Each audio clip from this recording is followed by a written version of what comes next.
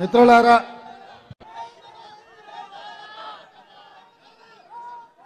శ్రీమతి సోనియా గాంధీ, శ్రీ మల్లికార్జున్ ఖర్గే గారు మేడ్చల్ మల్కాజ్గిరి పార్లమెంట్ నియోజకవర్గం నుంచి శ్రీమతి సునీతా మహేందర్ రెడ్డి గారిని కాంగ్రెస్ పార్టీ అభ్యర్థిగా ఎన్నికల బరిలో దించితే ఈరోజు ఎల్బీ నగర్ నుంచి మీరందరూ పెద్ద ఎత్తున స్వాగతం పలికి ఈ కార్యక్రమంలో సోదరుడు మధు యాస్కి గారు, మల్రెడ్డి రంగారెడ్డి గారు, రామ్మోహన్ గౌడ్ గారు, రామరెడ్డి గారు, జక్కడి ప్రభాకర్ రెడ్డి గారు, జిల్లా పార్టీ నాయకులు, డివిజన్ పార్టీ అధ్యక్షులు, కాంగ్రెస్ పార్టీ కార్యకర్తలు, అభిమానులు అందరూ కలిసి ఇంత పెద్ద ఎత్తున ఈ సభను విజయవంతం చేసి ఈ కార్యక్రమంలో మా కమ్యూనిస్టు సోదరులు, సిపిఐకి సంబంధించిన వాళ్ళు, సిపిఎం వాళ్ళు అందరూ మద్దతు పలికి ప్రొఫెసర్ కోదండ రామ్ గారు పార్టీ తెలంగాణ జనసమితి కూడా కాంగ్రెస్ మద్దతు పలికి ఎన్నికల్లో కాంగ్రెస్ను గెలిపించడానికి ముందుకు వచ్చినందుకు మీ అందరికీ మనస్ఫూర్తిగా ధన్యవాదాలు. ఇవాళ మీ ముందు తెలంగాణ రాష్ట్ర ముఖ్యమంత్రిగా నిలబడి కాంగ్రెస్ పార్టీ తెలంగాణ అధ్యక్షుడిగా మాట్లాడుతున్నా అంటే 2019 ఎన్నికల్లో నాడు మల్కాజ్గిరి పార్లమెంటు నియోజకవర్గం నుంచి ప్రశ్నించే గొంతుకగా మీ సోదరుడిగా ఈ ఎల్బీ నగర్ దాదాపుగా 29,000 మెజారిటీ ఇవ్వడంతో మల్కాజ్గిరి పార్లమెంటు నుంచి ఎంపీగా ఎన్నికై కాంగ్రెస్ పార్టీ నాయకత్వం దృష్టిలో పార్టీ పట్ల, కార్యకర్తల పట్ల పనిచేస్తాననే నమ్మకం కలిగించి పిసిసి అధ్యక్షుడై ఆ తర్వాత రాష్ట్రం నలుమూలలు తిరిగి తెలంగాణ ముఖ్యమంత్రిగా మీ ముందుకు వచ్చిన నేను ఎల్బీ నగర్ శాసనసభ నియోజకవర్గంలో ఉన్న మా మహబూబ్ నగర్ నుంచి, నల్గొండ జిల్లా నుంచి, రంగారెడ్డి జిల్లా నుంచి ఇక్కడ అత్యధికంగా ఉన్న మా సోదరులు, మా వాడు ఈ రాష్ట్ర సమస్యల మీద ప్రశ్నించే గొంతుకై మా సమస్యల పట్ల ప్రభుత్వాలను నిలదీస్తాడు. ఆనాటి తెలంగాణ ప్రభుత్వాన్ని మెడలు వంచి రాష్ట్ర ప్రజలకు, రైతులకు, నిరుద్యోగ యువకులకు ఉపయోగపడతాడని మీరందరూ అండగా నిలబడడంతో ఈరోజు నేను ఇంత పెద్దవాడిని అయినా. ఇవాళ తెలంగాణ రాష్ట్ర ముఖ్యమంత్రిగా మీ ముందుకు వచ్చి అడుగుతున్నా. ఆనాడు మీ సమస్యల పట్ల ప్రశ్నించే గొంతుకగా పనిచేసిన, ఈనాడు మీ ఆశీర్వాదంతో ఈ రాష్ట్రానికి ముఖ్యమంత్రిగా మీ ముందు నిలబడి నేను అడుగుతున్నా. ఆనాడు మీరు చేసిన త్యాగానికి ఈనాడు ఈ ప్రాంతాన్ని అభివృద్ధి చేసే అవకాశం నాకు వచ్చింది. ఇవాళ మూసీ సమస్య కావచ్చు, మెట్రో రైల్ సమస్య కావచ్చు, 118 జీవో సమస్య కావచ్చు, మీ ఇళ్ల పట్టాల విషయం కావచ్చు, ఈ ప్రాంతంలో తాగునీటి సమస్య కావచ్చు, డ్రైనేజీ సమస్య కావచ్చు, పైనుంచి మహేశ్వరం నుంచి వస్తున్న వర్షాలు వస్తే వరద నీళ్లు మీ కాలనీలను, మీ ఇండ్లను కప్పేసి మురికి నీరు మీ ఇండ్లు నిండుతుంటే ఈ సమస్యలన్నిటిని పరిష్కరించాల్సిన బాధ్యత ఉన్నది. మరి దురదృష్టవశాత్తు మొన్నటి శాసనసభ ఎన్నికల్లో మల్కాజ్గిరి పార్లమెంట్లో ఏ ఒక్కరు కూడా ఎమ్మెల్యేగా గెలవకపోవడం, ఈనాడు నా దృష్టికి సమస్యలు తీసుకొచ్చే శాసనసభ్యులు లేరు ఈ ప్రాంతంలో. అందుకే మీకందరికీ కాంగ్రెస్ పార్టీ తరఫున ముఖ్యమంత్రిగా విజ్ఞప్తి చేస్తున్నా. సోదరిమణి సునీతా మహేందర్ రెడ్డి గారిని మీ ప్రాంత ఎంపీగా గెలిపించండి. రోజుకు 18 గంటలు మీ మధ్యలో ఉండి మీ సమస్యలు తెలుసుకొని రాష్ట్ర ప్రభుత్వం తరఫున మీ సమస్యల్ని పరిష్కరించే బాధ్యత తీసుకుంటుంది. సునీతా మహేందర్ రెడ్డి గారికి మీరు ఓటేస్తే సునీతమ్మ ఎంపీగా, మహేందర్ రెడ్డి గారు ఎమ్మెల్సీగా, చీఫ్ విప్గా వారు కూడా మీకు తోడుగా ఉండి ఒక్క ఓటేస్తే ఇద్దరు మీకు సేవ చేయడానికి మీకు అందుబాటులో ఉంటారు.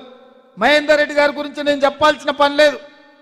ఎమ్మెల్యేగా మంత్రిగా ఈ ఉమ్మడి రంగారెడ్డి జిల్లా పార్టీ అధ్యక్షుడిగా 35 సంవత్సరాలు మీ సమస్యలు తెలిసిన వాడిగా మీకోసం కొట్లాడుతూనే ఉన్నాడు. మీ సమస్యల పరిష్కారం కోసం పనిచేస్తూనే ఉన్నాడు. అట్లాంటి మహేందర్ రెడ్డి గారికి ఎల్బీ నగర్ సందు తెలుసు, ప్రతి సందులో ఉన్న కుటుంబాలు తెలుసు. నాకైతే సగం చుట్టాలు ఇక్కడనే ఉంటారు. ఊరికి పోయి పండుగ చేసుకుందామంటే ఊరికంటే ఎల్బీ నగర్కి వస్తేనే ఎక్కువ మంది చుట్టాలు ఇక్కడ కలుస్తారు. ఇవాళ అందుకే మా బంధువులందరినీ మా మిత్రులను అడుగుతున్నా, ఆనాడు నన్ను ఎట్లయితే ఆశీర్వదించి 29,000 మెజార్టీ ఇచ్చిండ్రో ఈనాడు కూడా సునీతమ్మని అట్లనే ఆశీర్వదించి 30,000 మెజార్టీ ఎల్బీ నగర్ నుంచి మీరు ఇవ్వండి. తప్పకుండా మల్కాజ్గిరి పార్లమెంటు నుంచి ఎంపీగా ఎన్నికై రేపు కేంద్రంలో మన ప్రభుత్వం వస్తుంది, మన సమస్యల పరిష్కారం కోసం పనిచేస్తుంది. ఇవాళ ముఖ్యమంత్రిగా నాగోల్ నుంచి ఎల్బీ నగర్ నుంచి ఓవైసీ హాస్పిటల్ నుంచి చాంద్రాయన్ గుట్ట నుంచి P7 రోడ్డు ద్వారా అంతర్జాతీయ ఎయిర్పోర్టుకు మెట్రో రైలు చేసే బాధ్యత నాది. ఇవాళ ఎల్బీ నగర్ నుంచి హయత్ నగర్కు మెట్రో రైలు విస్తరించే బాధ్యత నాది. ఇవాళ ఎప్పుడు వర్షాలు వచ్చినా టీవీలో చూస్తుండాలి, ఎల్బీ నగర్లో మూసీలో కొట్టుకుపోయిన వాళ్ళు కారు పోయింది లేకపోతే మనిషి పోయిండు అని మనం ఎప్పుడు వార్తలు చూస్తుంటాం. ఈ సమస్యకు పరిష్కారం చూపించాలి, ఈ సమస్యను పరిష్కరించాలి అంటే మీరు సునీతమ్మను ఆశీర్వదించాలి. ఇక ఎన్నికల బరిలో ఉన్న భారతీయ జనతా పార్టీ నేను ఒక మాట గుర్తు చేయదలుచుకున్నా. మన మున్సిపల్ ఎన్నికల్లో మన ఎల్బీ నగర్లో 11 డివిజన్లు ఉంటే 11కు 11 డివిజన్లు బీజేపీ వాళ్ళని గెలిపించారు. ఆ కార్పొరేటర్లు ఎవరైనా మీ సమస్యల్ని పరిష్కరించడానికి వచ్చిండ్రా? ఇవాళ నిలబడ్డ ఈటెల రాజేందర్ ఎన్నడైనా మన దగ్గరకు వచ్చి మీరు ఎట్లున్నారు ఎల్బీ నగర్లో మీ సమస్యల గురించి ఏమైనా మాట్లాడాలని ఆయన అడిగిండా? 9 ఏళ్ళు మంత్రిగా ఉన్నాడు, 7 ఏడాది ఎమ్మెల్యేగా ఉన్నాడు. భారతీయ జనతా పార్టీ నాయకుడుగా నాకు అమిత్ షా నరేంద్ర మోడీ తెలుసు అంటాడు. నీకెవరైనా తెలిసి ఉండొచ్చు రాజేందర్ గారు, మా ఎల్బీ నగర్కు ఏం చేసినావు, ఏం తీసుకొచ్చినావు, ఏం నిధులు ఇప్పించినావు అని నేను ఈరోజు అడుగుతున్నా. ఆయనలో 2021లో వరదలు వచ్చినప్పుడు మన ప్రాంతం ముఖ్యంగా మూసీ పరివాహక ప్రాంతం మొత్తం మూసీలో మునిగిపోయింది. ఆ రోజు బీజేపీ అధ్యక్షుడు అన్నాడు, బండి పోతే బండి ఇప్పిస్తా, గుండు పోతే గుండు ఇప్పిస్తా, లారీ పోతే లారీ ఇప్పిస్తా అన్నాడు.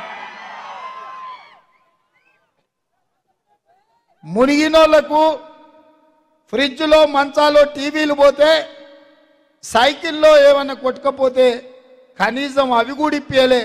ఆయన చెప్పిండు బండికి బండి గుండుకు గుండు అని. బండి రాలే, గుండు రాలే, మళ్ళీ అరగుండు వచ్చి ఇప్పుడు మనల్ని ఓట్లు అడుగుతున్నాడు. మిత్రులారా, కిషన్ రెడ్డి గారు కేంద్ర మంత్రిగా ఉన్నాడు, కానీ మనకు నయా పైసా తీసుకురాలి. కాబట్టి ఇవాళ ఓట్లు వేపించుకుంటే మోడీ మళ్ళీ గుజరాత్కే నిధులు తీసుకుపోతాడు. తిరిగి మోడీ అధికారంలోకి వస్తే మన ప్రాంతానికి పదవులు ఇవ్వడు, మన ప్రాంతానికి పరిశ్రమలు ఇవ్వడు, మన ప్రాంతానికి పెట్టుబడులను రానివ్వడు. తెలంగాణను నిండా ముంచే వ్యక్తిగా నరేంద్ర మోడీ గారు తయారవుతారు. ఆనాడు బయ్యారంలో కాంగ్రెస్ పార్టీ ఉక్కు కర్మాగారం ఇస్తే ఈ 10 సంవత్సరాలు ఆ పరిశ్రమ నిర్మించలే. ఆనాడు కాంగ్రెస్ పార్టీ కాచిపేటలో రైల్వే కోచ్ ఫ్యాక్టరీ ఇస్తే ఆ కోచ్ ఫ్యాక్టరీని మనకు రానివ్వలేదు. అదేవిధంగా ఔటర్ రింగ్ రోడ్డు చుట్టూతా ఆనాడు ITIR కారిడారు ఇచ్చి 1,000 కోట్ల రూపాయలు పెట్టుబడులు తెచ్చి లక్షలాది ఐటీ ఉద్యోగాలు ఇవ్వాలని కాంగ్రెస్ పార్టీ అనుకుంటే ITIR కారిడార్ను ఇవాళ రద్దు చేసిండ్రు. IIIT కానీ IIM కానీ మెడికల్ కాలేజీలు కానీ ఏవి ఇవ్వలే నరేంద్ర మోడీ గారు. మా మహబూబ్నగర్కు పాలమూరు రంగారెడ్డి ఎత్తిపోతల ప్రాజెక్టుకు జాతీయ హోదా కూడా ఇవ్వలేదు నరేంద్ర మోడీ గారు. ఇవాళ మాత్రం మళ్ళీ మనల్ని ఓట్లు అడుగుతున్నాడు, రాజేందర్ను గెలిపించమంటున్నాడు. రాజేందర్ కొత్త ఆయన ఏం కాదు, పాత ఆయన్నే. బీఆర్ఎస్లో ఎమ్మెల్యేగా మంత్రిగా అన్ని పదవులు అనుభవించాడు. ఆ ప్రభుత్వంలో పనిచేయలేదు, కేంద్ర ప్రభుత్వంలో చేరినాక అక్కడ పనిచేయలే. అందుకే ఇవాళ 10 ఏళ్ళు కేసీఆర్ మోసం చేసినందుకు మొన్న డిసెంబర్లో బండకేసి కొట్టిండ్రు మీరు. ఇప్పుడు నరేంద్ర మోడీ మీ ముందుకు వచ్చిండు. ఆయన కూడా 10 సంవత్సరాలు ప్రధానమంత్రిగా ఉన్నాడు. మన ప్రాంతానికి ఒక్క పైసా కూడా ఇవ్వలేదు, ఒక్క పరిశ్రమ కూడా ఇవ్వలేదు. ఇవాళ ఇవన్నీ ఇవ్వకపోను బీజేపీ వాళ్ళు మాకు 400 సీట్లు ఇవ్వండి, 400 సీట్లు ఇస్తే SC ST BC OBC minority రిజర్వేషన్లు రద్దు చేస్తామని అంటున్నారు. ఆనాడు జవహర్లాల్ నెహ్రూ, డాక్టర్ బాబాసాహెబ్ అంబేద్కర్, వల్లభాయ్ పటేల్ కష్టపడి ఎస్సీ ఎస్టీల కోసం ఓబీసీల కోసం రిజర్వేషన్లు ఇస్తే ఇవాళ బీజేపీ వాళ్ళకు ఓట్లు వేస్తే రిజర్వేషన్లు రద్దు చేస్తారంట.